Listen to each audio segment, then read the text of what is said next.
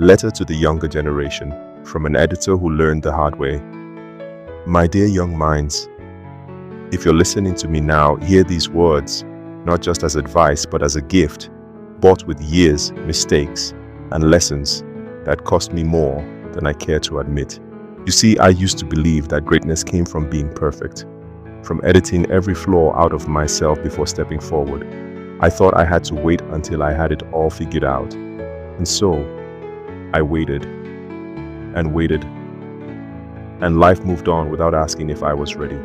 Don't make that mistake. The world doesn't need a perfect version of you. It needs you, raw, real, learning, growing. It needs your voice, your truth, your fire. You think you're not good enough?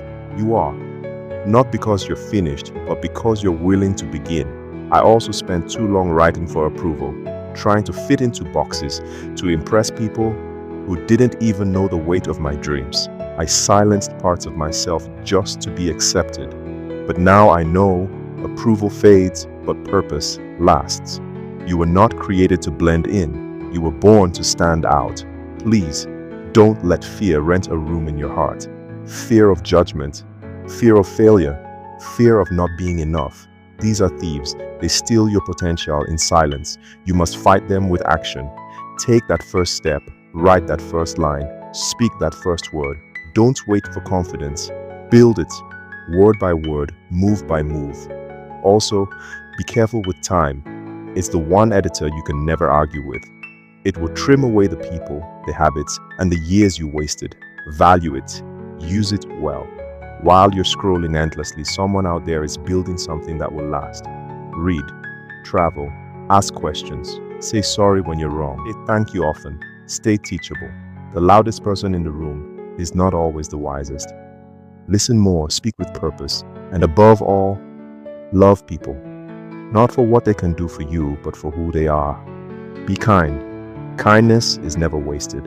It's the soft ink that rewrites broken stories. I am telling you these things not because I got it all right, but because I didn't. I was too proud to ask for help, too scared to start small, too distracted. But you can do better. You can choose differently. You can rise sooner. So start now. Start where you are. Start even if your hands shake and your voice trembles. The world doesn't need a perfect story. It needs a real one.